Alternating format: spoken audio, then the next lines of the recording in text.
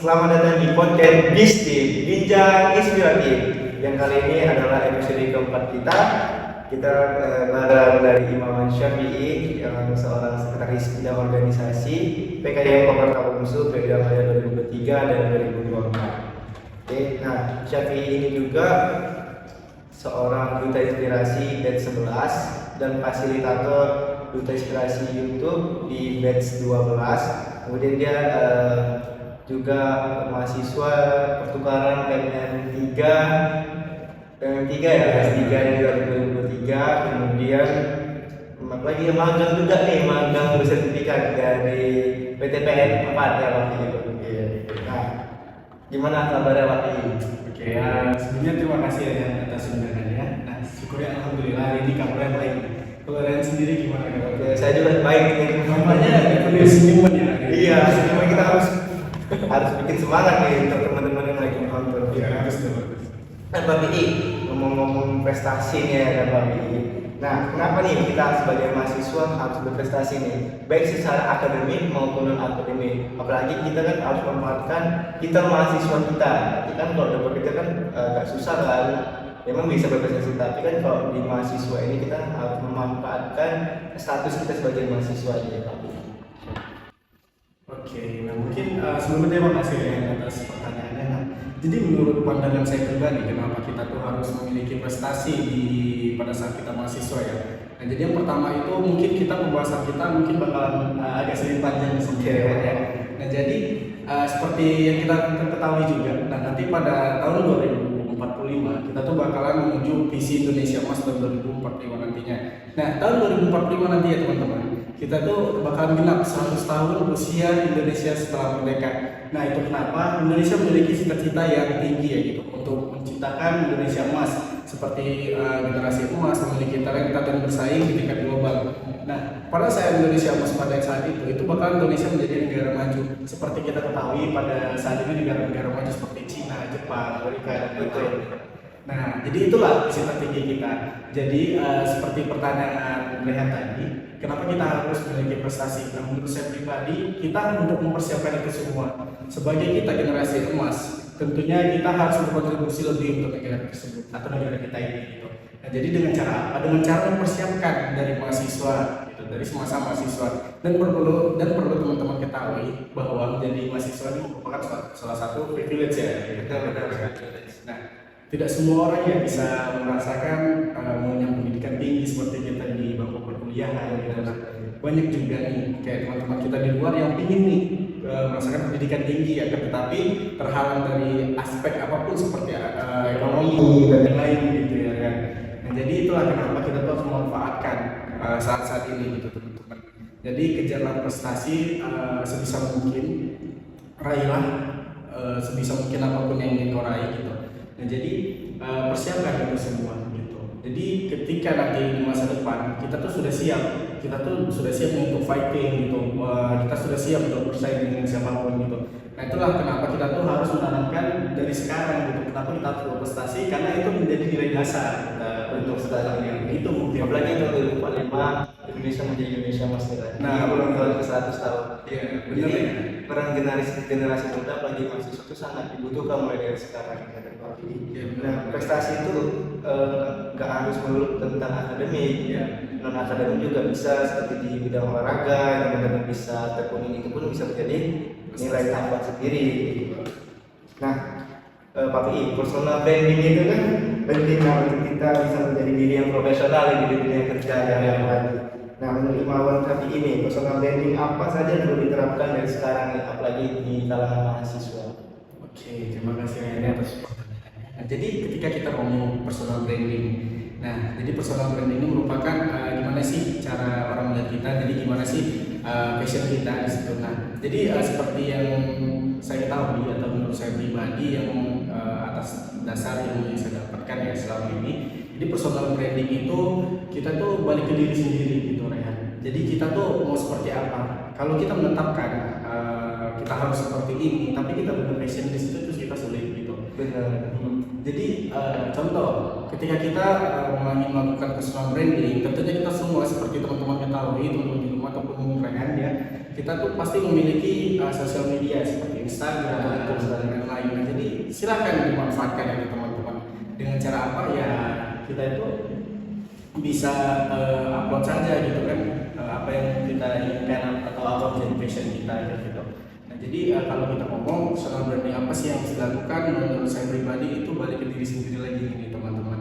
Kalau misalnya teman-teman suka public speaking, silakan di-upload di Instagram tentang tutorial cara Jadi public speaking. memanfaatkan sosial media yang kita punya. Nah, benar ya, kalau itu cara social branding ya gitu. Nah, jadi jangan, terkadang gini teman-teman, terkadang banyak teman-teman lain yang di luar kita tuh ya, ketika ingin melakukan personal branding itu memikirkan kayak apa yang di belakang kata-kata orang gini.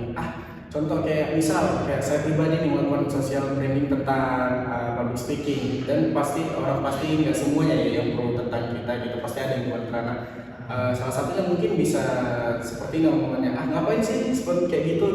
Nah, aslinya juga nggak gini nah kayak gitu. Biar apa sih gitu kan? Biar apa sih dia upload di Instagram gitu kan? Iya bener ya. Kayak kadang-kadang apa sih, kadang emang nggak perlu lah orang banyak yang menyukai ya kan? Iya. Itu balik ke diri masing-masing saja gitu. Bener ya. Nah, jadi pada intinya teman-teman semua ya, lakukanlah apa yang teman-teman suka gitu. Nah, seperti apa yang menjadi passion teman-teman, silahkan dilakukan personal branding tadi. Itu kenapa personal branding itu penting teman-teman, karena ya personal branding itulah cara orang-orang lain melihat seperti apa kita dan seperti apa kita ingin dikenal orang lain. Nah, mungkin itu sih Ren, untuk personal branding apa sih yang perlu, mungkin balik ke diri sendiri lagi, dia visionnya kemana, silahkan dilakukan. Kalau Syafi'i sendiri personal branding ini kita bisa lihat di Instagramnya, itu minta inspirasi. Ya boleh ceritakan Syafi'i gimana sih perjalanannya menjadi minta inspirasi di batch 11 kemarin? Wah, itu perjalanannya panjang ya Ren, karena mungkin kalau kita cerita dari awal, untuk menjadi duta inspirasi itu sudah saya pribadi sudah targetkan dari semester 1. Nah, kenapa bisa saya targetin dari semester 1? Karena saya ada melihat salah satu figur nih di lingkup kita juga, yaitu Salsa. Nah, jadi saya pribadi kagum nih kayak melihat personal brandingnya, cara dia ngomong dan wawasannya gitu ya. Nah, terus saya tertarik, saya tanya itu apa sih ini tentang duta inspirasi. Nah, ketika saya mendaftar ternyata masih banyak persyaratan yang memang saya harus gali lagi atau saya perdalam gitu. Jadi pada saat di semester 3, nah kita pada saat itu PMM juga nih. Iya benar, sama saya. Nah, jadi pada saat PMM saya rasa background saya sudah cukup ya untuk daftar duta inspirasi Indonesia. Nah, saya coba daftar dan di situ saya itu melewati seleksi yang lumayan panjang gitu teman-teman, dari seleksi berkas, kemudian esai, terus wawancara, kemudian ada leader group discussion. Nah, itu kita tuh lakukan secara nasional gitu teman-teman. Mulai dari berkas itu kita bakalan lakukan secara nasional, karena di Duta Inspirasi Indonesia ini kita kebetulan di Indonesia ada 38 provinsi. Nah, jadi di setiap provinsi itu hanya ada 2 perwakilan di setiap provinsi. Berarti di setiap provinsi memiliki 2 perwakilan. Iya benar sekali. Jadi cowok dan cewek. Ya, seperti itu Rehan. Nah, jadi ketika mencoba Duta Inspirasi ya, nah saya ngeliatin itu semua nih Rehan dan teman-teman semuanya. Nah, seperti wawancara, kemudian seperti saya menulis esai, motivation letter, project campaign saya ke depannya gitu. Nah, ketika di letter group discussion, nah di sini mungkin agak sedikit tricky ya gitu ya Ren ya, karena sedikit gugup nih, karena kita tuh seperti diskusi dengan orang-orang yang luar biasa lainnya gitu, seperti itu Ren. Jadi di setiap provinsi, misal saya dari Sumatera Utara, nah pada saat intergroup discussion itu saya itu dijumpakan dengan teman-teman yang ada di Sumatera Barat, di Jogja, kemudian ada dari Jawa Barat.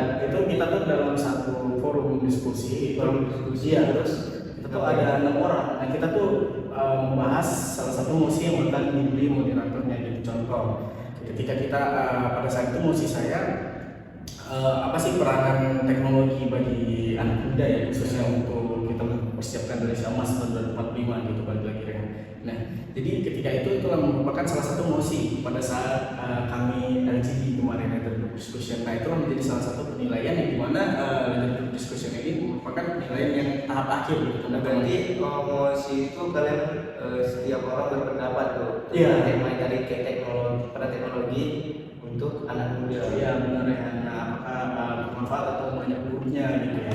Nah, jadi ketika itu saya memberikan pendapat saya dan syukur alhamdulillah saya terpilih menjadi duta inspirasi di provinsi saya sendiri ya. Di mana dulu? Sumatera Utara tentunya teman-teman. Nah, jadi itu merupakan rasa syukur saya di dalamnya gitu karena penantian saya cukup panjang dari semester 1 sampai 3 dan akhirnya saya mendapatkannya. Oke, itu sih kalau kita berbicara tentang duta inspirasi. Syafi'i ini juga terinspirasi dari salah satu temannya gitu ya, Iya, Ustaz Sabila gitu. Yang dulu Ustaz Sabila di batch 6 ya, Batch 6. Batch 6, terus lagi. Nah, sekarang kan lagi magang juga ya, habis PMM langsung nyoba magang coba juga. Jadi 1 tahun tuh ada di kampus gitu. Bayang kayak gitu agak ada jumpa kata kuliah lagi. Gimana tuh? Sekarang nih, kita sekarang lagi magang PTPN 4 ya. Iya. Ya, gimana alamatnya? Saya kurang ingat ya gitu. Tapi di Medan Iya, ya. di perkotaan dekat Lumpur. Gimana tuh kemarin seleksinya Pak? Nah, mungkin kalau kita ngomongin magang ya gitu. Nah, pertama gini nih, sebenarnya seperti yang Ryan tadi sampaikan gitu teman-teman. Nah, saya tuh setelah PMM paling masuk 2 minggu doang nih di kampus gitu ya. Melihat suasana kampus yang baru nih. Kita sudah setengah tahun ya di kampus orang, biasa gitu. Nah, nah, jadi kemudian ada salah satu postingan di Instagram Bungsu tentunya gitu ya. Iya. Jadi saya mendapat informasi, kemudian dapat ajakan nih, ayo kita tes dong kayak gitu. Nah, kemudian sebenarnya ini ya, karena masih ingin jumpa sama teman-teman, ingin ajak ke teman-teman karena sekian lama. Nah, tapi ya saya coba gitu, saya coba karena Cobanya itu coba-coba atau memang niat di hati gitu. kalau gini, Ren, kalau awalnya memang mau coba-coba gitu. Nah, setelah saya mengupload berkas dan lain-lain, ternyata kayak wah boleh begini diseriusin gitu. Nah, jadi saya berikan sepenuh hati saya ke magang tersebut karena menurut saya apa yang saya mau harus saya tuntaskan gitu ya. Nah, jadi gitu teman-teman. Jadi seleksinya itu seperti berkas, kemudian ada tes psikotes, nah kayak gitu.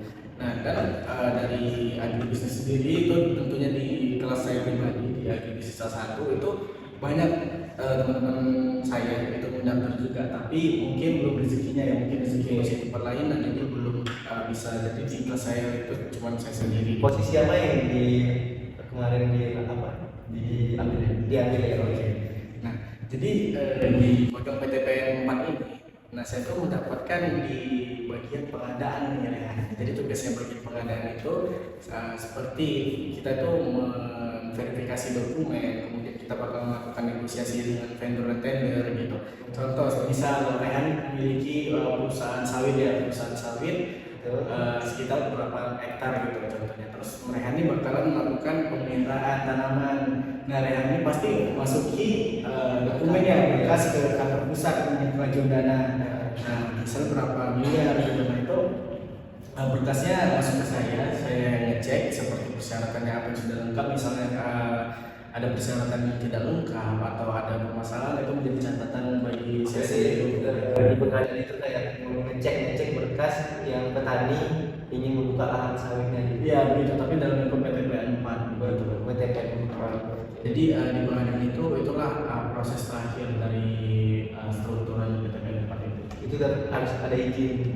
Habis lolos berkas ada izinnya gitu. Nah, habis lolos berkas kita itu saya langsung kasih ke mentor, dan mentor bakalan nanti setelah udah di ACC dari mentor udah di approve gitu. Nah, itu masuk lagi ke saya itu bukan melakukan negosiasi. Kayak contoh memang dari budget dari perusahaan tersebut itu 1 miliar, tapi dari permintaan contohnya tadi meminta kayak 1,2 miliar karena barang-barang mahal gitu. Nah, jadi itu bakal 200 juta tadi itu bakal dinego lagi sampai 1 M tadi gitu, sampai pas di budget perusahaan tadi gitu, ataupun di bawah, jadi nggak boleh di atas gitu. Nggak boleh di atas ya, tapi harus pas gitu. Iya. Tapi di bawah. Kalau di bawah boleh. Boleh di bawah boleh. Boleh gitu. Berarti di atas nggak boleh. Iya, begitulah ya. Apa sih benefitnya nih yang ikut magang PTPN 4 ini? Waduh. Biar nanti teman-teman juga bisa ikut ya kan, kalau ada program magang lagi di periode kebunan tadi. Mungkin benefit yang didapat ya teman-teman pada saat magang di PTPN 4 yang pertama itu terjadi uang saku ya gitu. Uang saku, kemudian tentunya pengalaman yang penting. Iya, pengalaman yang sangat berharga teman-teman. karena Tapi Uang Saku yang pertama. kalau itu ya kita sudah semua Iya. tahu lah. Jadi pengalaman juga tak kalah sangat penting gitu teman-teman. Karena ya balik lagi tidak semua orang yang bisa mendapatkan hal tersebut, jadi manfaatkan sebaik-baiknya. Jadi coba aja gitu teman-teman, karena pengalaman itu penting. Karena ya balik lagi seperti yang saya omongin yang pertama tadi ya, yang pada saat kita awal podcast kita tuh harus mempersiapkan dari awal kayak gitu. Jadi kedepannya kita udah siap bertarung gitu. Sudah kira kita sudah menyiapkan bekal sudah dari awal gitu mungkin ya. Nah jadi ditanya benefitnya pertama tuh ada uang saku, kemudian pengalaman, terus kita dapat sertifikat dari BPTN 4 dan kemarin saya tuh ketika berbicara dengan mentor itu langsung ditawarin nih gitu kan. Gini kalau misalnya udah lulus atau mau lanjut lagi boleh nih kayak gitu kan, ditawarin. Terus kalau misalnya udah lulus balik ke sini lagi nanti dikasih surat rekomendasi. Ini harus banget ya, tapi udah ditawarin nih. Jadi alhamdulillah gitu ya. tapi dengar-dengar katanya lanjut magang ya katanya. Disuruh lanjut magang. Iya, disuruh lanjut magang nih kan gitu kan, kayak nanti kan ditanya selesai magangnya bulan berapa sih? Dia bulan 7 gitu. Nah, nanti lanjut lagi lah kayak gitu. Nah, dikira ibu ini mentor saya pribadi, saya tuh sudah mahasiswa tingkat atas gitu. Tapi masih bisa berapa? Iya, terus saya bilang, saya masih kuliah loh. Mau selesai berapa semester 4 cepat kali kayak gitu. Nah, itu gitu bilang gitu. Jadi memang ada di situ pengembangan magang, tapi dia sudah mahasiswa tingkat akhir, tinggal menyusun skripsi. Berarti kemarin itu persyaratan dari semester 4 sampai semester 6 ya? Iya, semester 7 gitu. Iya. Nah, gitu ya. Berarti dari bulan berapa magangnya? Kemarin saya magangnya tuh dari bulan 3 tanggal 24 sampai bulan 7 tanggal 25. Dengan ya teman-teman pada semangat nih, gue ceritakan berapa sih uang saku? Mau tahu daftar ya kan? Jadi biar ada gambaran di Shopee. Aduh, begini ya. Kita mudah-mudah. Makanya nih Ryan. Jadi gini ya, Ryan sama teman-teman semuanya. Memang uang sakunya lumayan ya, kalau saya pribadi itu sekitaran 800 lah gitu ya. 800. Jadi lumayan Ryan, kita sudah dapat pengalaman. Jadi 800 kali 4. Ya bener mas. Kita betul 8 kali 4 juga kita 200. Wah, murah sampai Cepat gitu kan. Jadi kalau kalian yang cepat itu dapatnya gitu 200. Itu dibayar per bulan sekali atau gimana tadi?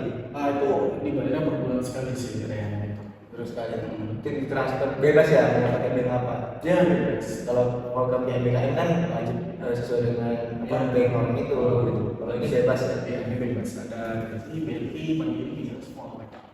Apalagi misalnya dengan pengalaman seperti ini, biar bisa menjadi personal branding, biar teman-teman juga bisa tahu gitu kan misalnya. Oke, mungkin ini ya teman-teman. Saya saat ini semester 4 program studi agribisnis. Nah, sampai semester 4 ini pengalaman yang paling berharga itu pada saat PMR, pertukaran mahasiswa kita di Universitas Jenderal Sudirman, gitu ya. Jadi kenapa teman-teman? Saya bilang sangat berharga karena saya diajari dengan ibu saya itu seperti ini. Kita makin jauh berjalan, makin banyak pohon. Jadi makin banyak pohon kita lihat yang bermacam-macam, bukan hanya di satu jenis pohon. Nah, jadi seperti itulah perjalanan kita. Jadi sejauh apa kita melangkah, kemudian sejauh itu pula lah pengalaman kita ngikutin. Dan ketika kita pergi ke Jawa Tengah, kemudian kita merasakan kuliah di Universitas Jenderal Sudirman selama 1 semester di sana, kita berbaur dengan lingkupnya. Tentunya kan dari segi budaya, lingkup itu berbeda tentunya gitu. Jadi itulah pengalamannya yang sangat berharga gitu teman-teman. Jadi mungkin kalau teman-teman semuanya ingin mendapatkan pengalaman berharga, mungkin bisa dibilang seumur hidup sekali, mungkin bisa diikuti pertukaran mahasiswa Merdeka gitu, seperti itu sih Ren. Jadi memang benar-benar pengalamannya dari pertemanan yang kita punya dari Sabang sampai Merauke gitu ya. Jadi kalau kita bingung nih mau kemana kayak gitu, terus kalau kita nyasar di provinsi orang, setidaknya kita punya temen nih di salah satu provinsi tersebut gitu. Contoh Ren punya sahabat karib nih di Padang gitu. Iya betul. Jadi kayak PMM itu mengajarkan kita bagaimana berteman nih dari kawan-kawan kita yang ada di Indonesia gitu. Dan berbeda gitu ya. Dan apa namanya tuh PMM 3 kemarin ya. Sekarang Iya. yang 4 udah mau berakhir nih. Terakhir ada yang 5 nih. Ayo nih, siapa yang mau coba boleh nih guys gitu. Ya, teman-teman gimana apa ya mengambil kesempatan program-program yang ada nih selama masih jadi mahasiswa. Banyak sih program-program yang kita ikuti, MBKM, kemudian tadi PTPN magang kemandirian, karena sudah bekerja sama bermitra ya sama PTPN, bekerja sama itulah itu, jadi harus diikuti semua. Jadi biar ada bekal untuk kedepannya kita ya kan bisa. Iya benar sekali ya. Biasa sekali. Nah, kan tips and triknya jadi mahasiswa produktif gimana sih? Aduh, kalau tips and trick ya dari saya pribadi, menurut saya pribadi itu pertama kita tuh harus menentukan apa tujuan kita gitu ya. Nah, jadi ya, seperti saya tadi, ini teman-teman teman-teman jangan menonton seperti saya, tapi teman-teman mungkin bisa menilai itu sesuatu dari saya pribadi. Nah, mungkin teman-teman bisa menjadi acuan gitu, tapi jangan dicontoh gitu, karena saya juga pasti ada buruknya gitu, pasti dapat kesalahan juga kayak gitu ya. Nah, jadi teman-teman mungkin bisa jadiin apa aja gitu kayak sampel gitu teman-teman untuk melihat ternyata gini. Nah, jika teman-teman tertarik silahkan. Nah, jadi kalau misalnya kita berbicara tentang tips and trick gitu ya, yang pertama tuh kita harus punya tujuan. Jadi seperti yang saya sebelumnya katakan, saya ingin masuk ke Duta Inspirasi Indonesia ini dari semester 1 dan saya itu bisa menunjukkannya di semester 3 gitu, karena saya rasa sudah cukup ya untuk berkasnya. Jadi itu teman-teman tujuan, kemudian lakukan gitu teman-teman. Jadi setelah teman-teman memiliki tujuan, setelah memiliki mimpi, lakukan apa yang ingin teman-teman tuju tadi kayak gitu. Seperti ini teman-teman. Ketika kita lapar, tentunya kita bakalan makan gitu. Nah, kan gini, kalau kita dulu kayak gini kan nggak mungkin nih makanan kita sendiri gitu ya. Tentunya kita bakalan jalan nih ke rumah sepada yang Harus melakukan aksi. Nah, bener ya. Tapi kita diam langsung datang. Bener, gini. Aku lapar nih gitu. Ya udah kita diam sini. Ya udah itu sampai apa lapar terus kayak gitu kan. Pastinya kita keluar jalan nasi. Nah, itulah mungkin salah satu contoh gitu teman-teman, setelah diimpikan, setelah kita buat tujuan, lakukan apa yang menjadi tujuan kita tersebut. Kemudian konsisten teman-teman. Setelah melakukan ya, teman-teman terus konsisten. Jadi jangan jangan dibilang itu panas-panas sebentar gitu ya. Nah, jadi ketika 1-2 hari dia masih semangat dia apinya berkobar gitu. Saat setelah 3 hari sampai 4 hari ya, memang ciut gitu. Redup gitu itu jalan tuh teman-teman. Jadi konsistensi itu sangat penting gitu. Konsisten berarti ya. Iya, untuk untuk mendapat progres kita atau mendapat tujuan yang kita inginkan tadi gitu. Nah, kemudian setelah konsistensi tadi kita tuh harus sabar gitu. Nah, jadi terkadang gitu teman-teman, tak semuanya impian, tak semuanya tujuan yang kita harapkan itu memang terjadi sesuai harapan kita gitu. Kadang melenceng. Nah, bener ya gitu. Terkadang melenceng gitu, akan tetapi kita tuh memang di situ harus sabar dan nikmati aja gitu, kayak hikmahnya apa. Terkadang gitu teman-teman, yang kita rencanakan itu terkadang belum tentu yang terbaik untuk kita. Karena aku juga ada di surat Al-Insyirah ya. Iya. Sesudah kesulitan pasti akan terjadi. Balik lagi teman-teman, manusia itu hanya bisa berencana gitu ya, tapi Allah yang menentukan gitu. Jadi itu teman-teman sabar. Kemudian teman-teman tuh harus tetap semangat dan pantang menyerah kayak gitu teman-teman. Mungkin ini ya kalau kita ngomongin tentang pantang menyerah. Nah, jadi gini teman-teman. Ingat teman-teman, waktu kita umur 1 tahun atau 2 tahun, tentu kita belum bisa berjalan kan. Nah, tentunya kita pada saat belajar berjalan pasti kita terjatuh terus kan. Nah, kemudian kita bayangkan pada saat kita umur 1 tahun 2 tahun itu kita berhenti belajar berjalan, apa sampai sekarang kita bisa berjalan? Bisa terbang langsung. Nah, jadi mungkin itu ya Rehan gitu. Jadi jangan menyerah gitu, walaupun kita tersangkut berapa kali ya coba lagi kayak gitu. Jatuh bangkit lagi. Nah, bener, jatuh bangkit lagi. Jangan udah jatuh ya udah nyaman tuh di situ gitu. Mungkin itu sih Ren. Itu sentriknya itu sangat menarik ya. Nah, tapi ini ada satu tak pesan untuk penutup podcast kita pada hari ini biar teman-teman juga bisa tahu nih Bagaimana motivasi dari narasumber kita pada hari ini? Oke, mungkin kalau kita untuk pesan dan kesannya gitu, motivasi kita pada hari ini gitu teman-teman dan saya juga.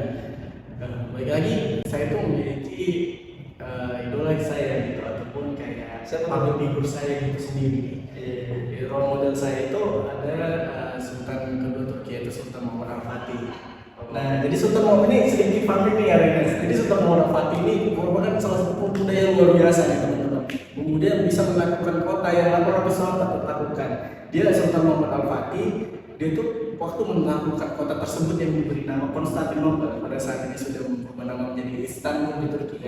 Nah, jadi pada saat menaklukkan itu dia tuh umurnya masih 21 tahun nih ya. 21 tahun Iya, jadi seperti kita ya. Gitu dia. Udah bisa menaklukkan Menaklukkan kota yang 800 tahun tak tertaklukkan. Wow. Nah, jadi luar biasa sosok beliau. Nah, jadi pada saat peperangan dalam penaklukan kota tersebut, nah jadi itu pasukannya sudah hampir kalah, sudah terpukul kalah sekali-kalahnya gitu. Nah, kemudian Halil Fasya atau penasehat kerajaan di Turki pada saat itu menjumpai Sultan Muhammad Al-Fatih. Dia mengatakan, Sultan, kita sudah kalah, kita mundur saja. Tahu apa yang diucapkan Sultan Muhammad Al-Fatih, teman-teman? Sultan Muhammad Al-Fatih mengatakan seperti ini, jangan katakan sesuatu itu mustahil sebelum kita mati dalam mencobanya. Maksudnya apa teman-teman? Tidak ada sesuatu yang mustahil sebelum kita tuh benar-benar tidak bisa melakukannya seperti yang Muhammad Al-Fatih dilakukan dalam peperangan. Kalau kita mati dalam peperangan tadi baru kita disebut tadi sesuatu itu mustahil, berarti kita bisa ditaklukkan gitu. Nah, balik lagi teman-teman dalam konteks ketika kita menjadi mahasiswa, kita tuh memang harus benar-benar kayak melakukan sekuat tenaga kita gitu teman-teman. Jadi jangan sekali kita gagal, kita tuh langsung menjustifikasi gitu kan, kayak nggak bisa nih, susah kayak gitu. Jangan gitu teman-teman. Jadi coba terus sampai berhasil gitu teman-teman. Nah, mungkin kalimat terakhir ya dengan yang sebelum kita menutup. Nah, ketika kita sudah berhasil mendapatkan apa kita impikan gitu teman-teman, tentunya kita tuh pasti memiliki banyak problematika ya gitu, yang kita ibaratkan aja pohon semakin tinggi semakin kuat angin menerpanya gitu. Nah, jadi tentunya pohon itu semakin tinggi semakin kuat angin menerpanya. Apakah dia tumbang? Tidak, tapi kan akarnya kuat. Nah, itu dia ya, akar yang kuat kan Fondasi. fondasinya. Nah, jadilah akar itu gitu. Jadi kita itu jadilah seperti akar itu. Karena apa teman-teman? Karena memang kita bakalan tentunya kita bakal menjalankan kehidupan kita pasti beberapa puluh tahun lagi gitu kan. Pasti kita memiliki banyak rintangan nantinya. Nah, itulah kenapa mungkin bisa saya simpulkan ya dari podcast kita ini dari akar tadi Rehan kayak gitu. Nah, siapkan fondasi kita terbaik kita. Jadi setelah kita memiliki fondasi kuat, akar yang kuat, mau sekencang apapun angin gak bisa merobohin kita. Nah, mungkin itu sih Rehan kata-kata gitu. Terima kasih Syafii untuk sebagai narasumber podcast keempat ini. Nah, untuk saya sendiri, muda itu berperan, berkarya, dan bukan berperan. Oke, terima kasih telah menonton di podcast episode keempat. Jangan lupa untuk nonton podcast selanjutnya, itu podcast episode kelima. Oke, saya tutup. Billahi bisa bilhaq, astagfirullah. Wassalamualaikum warahmatullahi wabarakatuh.